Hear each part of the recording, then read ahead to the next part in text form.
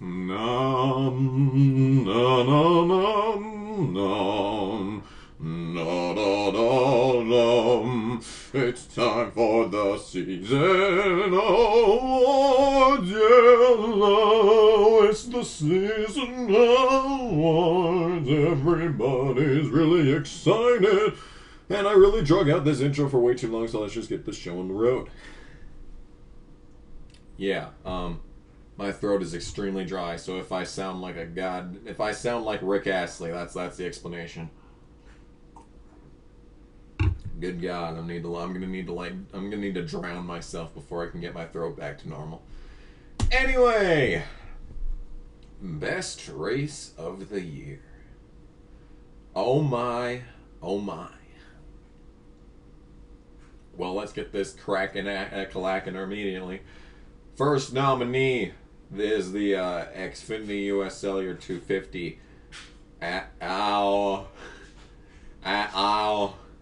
The one that Ryan Preece won, and everyone was having a good time battling him. And then Allgaier and Preece were side by side for like 20 laps. And then it came down to a photo finish between him and Benjamin. I mean, the race was so good that you probably don't even remember the fact that it was a photo finish. Like, that's how good this race was. What a good race. Anyway, moving on. Bass Pro Shops. NRE! Oh, it's the NRE, brother! Yeah, going against, up in the Bristol night race. Yeah, the race was great. I don't care if Kyle Busch won. The thing was fantastic from start to finish. And it may have just pained me, like, physically, to watch him beat Eric Jones. But it was still a good race from start to finish. Trucks LTI Printing 200. I'm pretty sure that's the Michigan race, because Trucks at Michigan is literally the best thing that's going on in NASCAR right now. I can't wait until next year. Yeah, it's yearly a great race now, because for like 2 years straight, we've had like the final pass for the lead be a 3 wide pass for the lead. I think this year was 4 wide, but whatever. Moving on. Can-Am 500K at Phoenix. I mean, if you want a race to show to someone to get them into NASCAR, it's this one. It's one of the shortest races of the year, so they don't have to sit through the boring parts. Like, there was a lot of, oh man, the first stage was fantastic. Second stage was boring, maybe just cut that out, but the final stage is good and stuff. I mean, it had a continuation of a previous storyline. I mean, it had continuity. When do you see continuity in television programming these days? Not in WWE, that's for sure. Wait, that was a tangent. That was a tangent and a half right there. And then you had a real good ending. Oh man, it was exciting, and there was a last 10 laps or so pass for the lead under green. There was like 7 green flag passes for the lead in this race. Like, that's ridiculous. But anyway, yeah.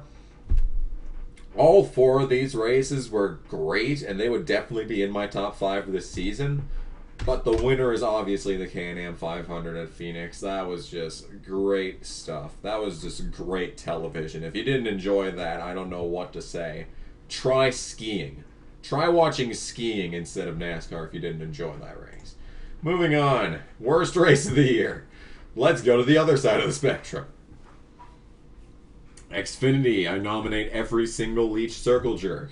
That includes both Richmond races. Both Richmond races, both Dover races. There are many of these, and they were all terrible.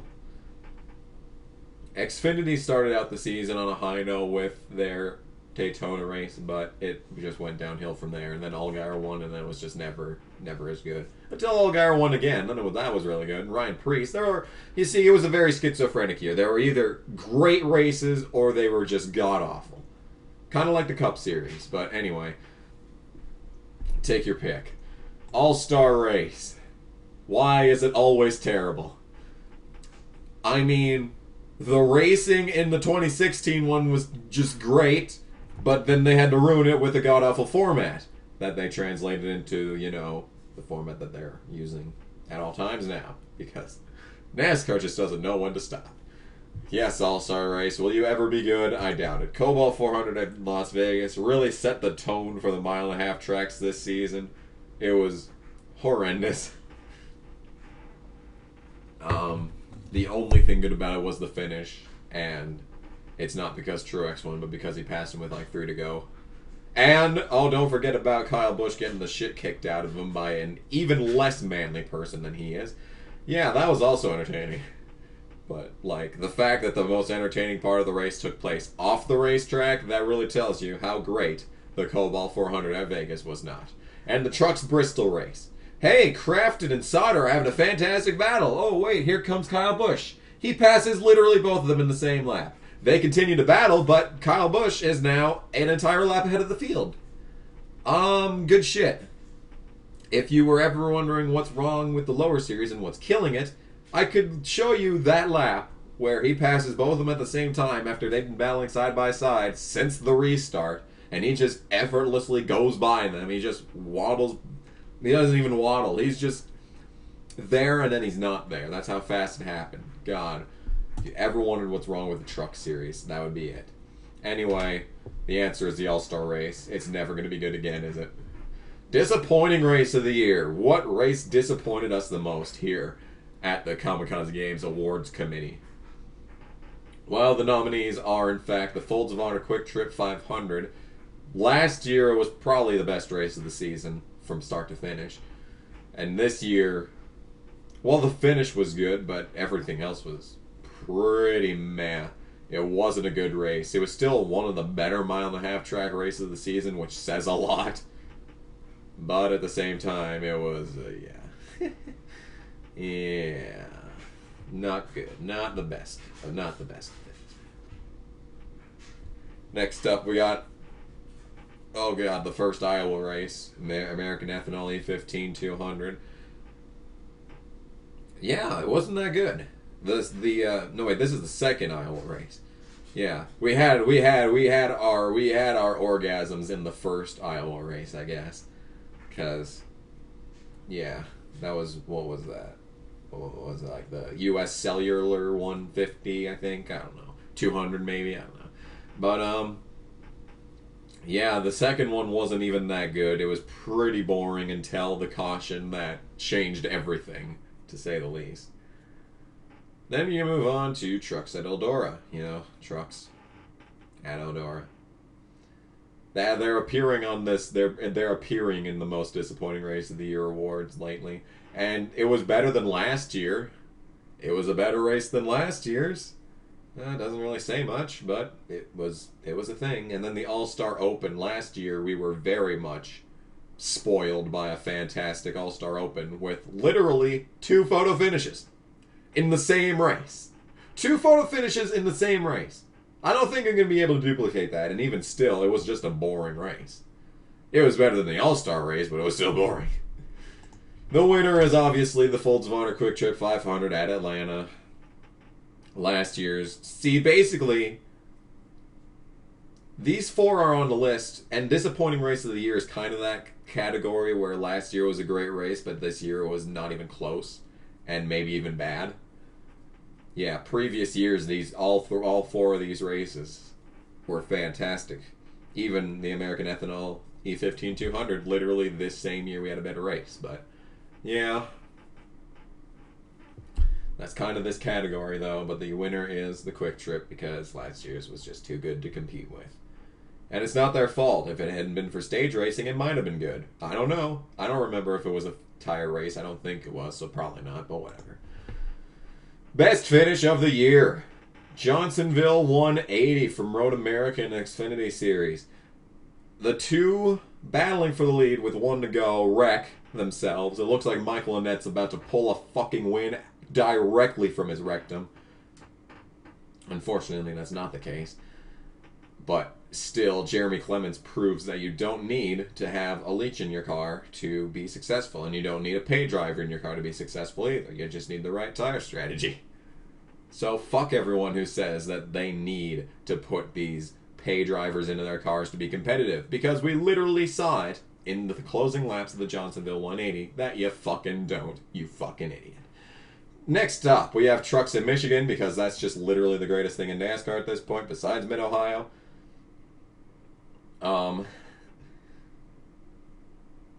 Yeah, Trucks in Michigan. That is just brilliant. Never change that. Never, ever, ever change that. Please, God, don't change that. They probably are going to change it this year. Fuck. Exalta We Pay winners 400. Ryan Blaney holds off one of my most hated drivers to win for the very first time at Pocono. The rest of the race was god-awful, which is why it didn't appear in the best race of the year category. But it had a fantastic finish and all that good stuff. And, of course, a Ford 400 at Homestead for obvious reasons. And the winner is obviously the Johnsonville 180. I mean, I kind of spoiled it with the big lecture that I gave before moving on to trucks, but yeah, it's the Johnsonville 180 at Road America, possibly one of the most important races in NASCAR history. But no one's going to listen to me because I'm just a fucking asshole on the internet. Worst finish of the year. Xfinity Overtons at New Hampshire. We get to just sit there and watch as Ryan Preece's career dies in front of him, as the guy who literally has absolutely no reason to be in this series every single week is still in this series every single week. Finishes just in front of the guy who's actually trying to save his godforsaken career. Worst finish of the year also goes to any overtime line bullshit. Thank fucking God they fixed that. They literally... The fucking morons that run NASCAR were like, hey, let's do this overtime line thing. And everyone was like, you know, we only wanted this for the plate tracks, right? And Brian's just like, oh, no, we would work everywhere, especially the short tracks. Yeah, they fixed it halfway through the season. It took half the goddamn season for them to figure this shit out. That it's terrible, but... Yeah. Fuck the overtime line. Texas chase race for obvious reasons. I mean, it was a great finish, and it was like, if I hadn't been a biased observer, it probably would go in the best finish of the year category, but fuck Kevin Harvick. That's it. That's about it. And yeah, the overtime line, fuck that fucking thing up the asshole. Fucking the first Richmond race in Xfinity this year. Absolute fucking dog shit. But the winner is actually going to be the Overtons 200 at New Hampshire, because even though Ryan Preece is getting a few races next year, he could have won twice this season, and that might have changed. Maybe not much, slightly potentially, but hey, whatever. He's going to win like 6 races next year anyway, so who's going to complain? All I wanted him was to get a championship. I mean, is that too much to ask for? Apparently it is. Kyle Busch Moment of the Year. Everyone's favorite award, where we find the most Kyle Busch moment on the racetrack. And there's only 2 that do not involve Kyle Busch this season. It was a very Kyle Busch season, as far as everything was concerned. The first nominee on the Kyle Busch Moment of the Year is going to be Real Racetrack. A fantastic summer stretch of lulls ensued with the Real Racetrack. And many, many views went into my back pocket. Cha-ching! Thanks for the money, Kyle Busch. It was only like $7. Who are we kidding? Okay, fight with Logano. That was just funny. It was almost as funny as Gallagher and Townley last season. But yeah. Oh, I miss John West Townley. Please come back, you lol cow. Alright, anyway, another Kyle Busch Moment of the Year did not happen by Kyle Busch, and that is Austin, not Cindric, but, you know, you could probably put Canadian Tire on the list. Austin Dillon hitting Cole Custer under yellow for no reason. He shouldn't be in the series. And he's just running into Cole Custer for no reason whatsoever. I mean, this was before I hated Cole Custer. I mean, actually, you know what? My opinion on Custer is just basically going from, like, the absolute neutrality, like Carl Edwards, down all the way to, like, Kyle Busch levels. Just because of the stupid shit that he's pulled in the past. But then he comes back and he's wrongly... Something wrongly happens to him, and I'm like, oh, now I feel sorry for him. And then he goes out and wins at Homestead by 16 seconds. And then it's like, you know what, Cole? How about you fuck off? But anyway. Did you notice that, really some of the future stars that should be hitting the Cup scene, or at least the Xfinity scene anyway, in full-time rides, were really successful in Homestead this season. Chase Briscoe wins Homestead and Trucks. Cole Custer wins Homestead and Xfinity. I mean, I'm pretty sure Custer's going to have a ride handed to him like in 2 or 3 years. But Briscoe, he should be full-time in the 22, and Austin Terrio should be full-time in the 12. What is happening to Austin Terrio? 7-time winner this season, 8 times overall, your 2017 ARCA Racing Series champion in the most dominating fashion, more dominating than a few years even by the Frank Kimmel, the 10-time ARCA Racing Series champion, did it in inferior equipment to Cunningham and the many, many Cup team. Hey, for example, how about that 18 car? Why does Joe Gibbs Racing have an ARCA team? There is absolutely no reason for this. You've already ruined Trucks, Joe. You've already ruined Trucks, Joe. Have you noticed how terrible trucks are? This is your fault, Joe. Anyway, that was a tangent. Hamlin beating Byron at Michigan. In the most Kyle Busch of manners. Kyle Busch, I mean, in this case, Denny Hamlin, but a Kyle Busch-esque destruction of someone's career, except it's Byron, so it really doesn't count. But at this point, he hadn't had a single career win yet. And Hamlin beating him in a photo finish at Michigan in a race that he shouldn't have even been in is a very Kyle Busch moment. And then, to top the cherry on the shit sundae, Hamlin's car was encumbered after that. He barely beat Byron in a cheating car. Fantastic work, Hamlin. You are truly, truly the greatest thing to ever happen to the Xfinity Series. Oh, what a Kyle Busch moment indeed. Then we have winning in New Hampshire over Ryan Preece. Speaks for itself. I already went into this and why, especially in this case, as opposed to the last case, how this is killing Ryan Preece's career. But what you gonna do? And then you have Indianapolis, where in just the funniest of ways, he's just the entire race had been like, oh, why don't you work with me, Truex, every restart? And Truex was like, okay. And then Truex has a good restart. But Kyle Busch still retains the lead, and he's like, you know what? I don't think I can beat Truex, so I'm going to screw him over. And then Arrow happens, and they both died. The end. Fantastic work, Kyle Busch. Adam Stevens deserved to have his face fucking slapped by Chris Taylor and them guys. You go, Furniture Row. And I'm not even being biased. That was just terrible fucking strategy by everyone. I mean, holy shit. Whose fucking idea was that? The winner in this case is actually going to be the real racetrack, because my wallet agrees. It was pretty good. Yeah, no, but like that summer stretch of Kyle Busch not winning and being able to make those jokes, they gave me life, man. They gave me life.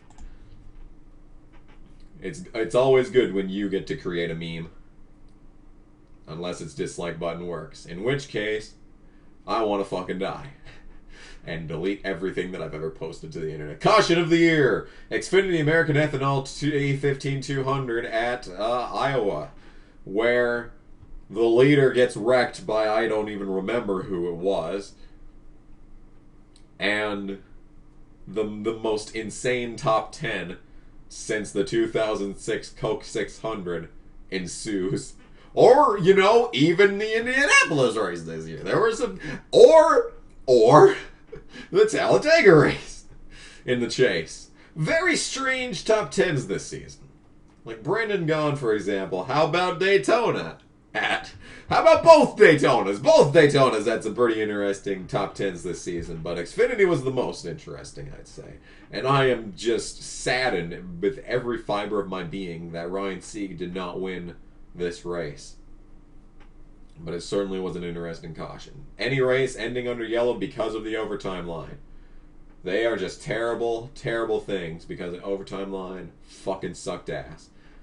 FAP 400 at Richmond. Oh yeah, this is the one where Derek Cope tapped the wall, costing Truex both a win and a good finish and a good car. Why, oh why, does the auto owner's car keep getting destroyed? And then Larson had to win, so I had to be mad at Larson. And then Hamlin wrecked Truex, so I had to hate Hamlin some more. Just overall, that race, I mean, I remember doing the live reactions to it. I remember sitting there like, yep, Truex is winning, but it sure as shit ain't gonna end this way. And then the caution came out, and you probably just saw, like, I didn't even react. I was probably like, yep. I mean, it was gonna happen. It was gonna happen. But that's not even the last one. We got the 24 and 11 at Martinsville and Phoenix. Both of those were interesting cautions, to say the least. And I think you know who the winner's going to be. Obviously, that battle. That was top bands. Top bands, I gotta say. Most painful thing to watch of the year. Kyle Busch beating Ryan Preece in New Hampshire.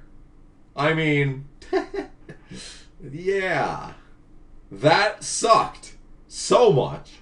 Anytime Truex lost because of a caution, pretty self-explanatory. I can count the number of reasons. I wouldn't have enough fingers, but I can count them. Let's see here. The second Michigan race. Ding. The Richmond race. Ding.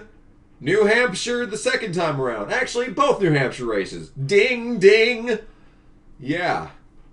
I could keep going. I could keep going.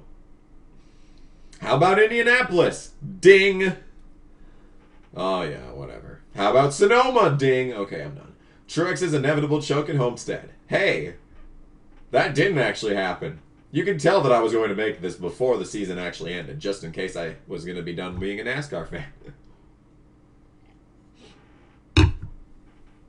Should have removed that. And then the last option is the Truck Series without Corbin. I mean, can you... The fuck is that? Okay, I think it's just a Cheez-It, but like... Yeah, it's just Cheez-It dust, but I looked at it weird, so it looked like it was moving, so I thought it was like an orange bug of some sort. Anyway, there's no face cam, so you have no context. Sorry, didn't think about that. Yeah, the Truck Series without Corbin, it doesn't get much better. It doesn't get much worse than that, but the honest answer is going to be Kyle Busch beating Ryan Preece at New Hampshire, because... that could very well have changed everything if Ryan Preece, in his first goddamn race, driving for Joe Gibbs, could have won it. Like, that would have proved everything. Everything about the Xfinity Series. You get a good driver in the best car in the field, and they're going to win. You put a terrible driver, like Brandon Jones, full-time instead of Ryan Preece. I'm going to have to do a separate video on this because every time I think about it, I actually want to kill myself. That's how much I hate this goddamn sport. Yeah, Ryan Preece is the best driver in NASCAR right now. I know Truex just won, and I have an entire video saying that Martin Truex Jr. is the best driver in NASCAR, but it's Ryan Preece now, and, you know, we're just waiting for him to win a championship by winning 9 races and getting 33 top 10s, just like Kevin Harvick in 2006. Why did he do that championship season? He was working on a championship and cup. Absolutely no reason for him to be racing in the lower series, Kevin. The problem's been there for over 10 years. Leeches kill, man. Leeches kill. Anyway, that was a bit of a tangent. Unfortunately, that's all I got. So, I think this was about as long as last year's, but, you know. We'll have to find out what happens next season when it comes to the stupidity that is NASCAR. And yeah, we will see you next year. I got a couple more videos that I want to pump out for this season, but until next time, this has been Come Cuz Games, and I've been someone yelling at their computer for a few minutes. 24 to be exact. Thank you for watching. I'll see you next time. Bye!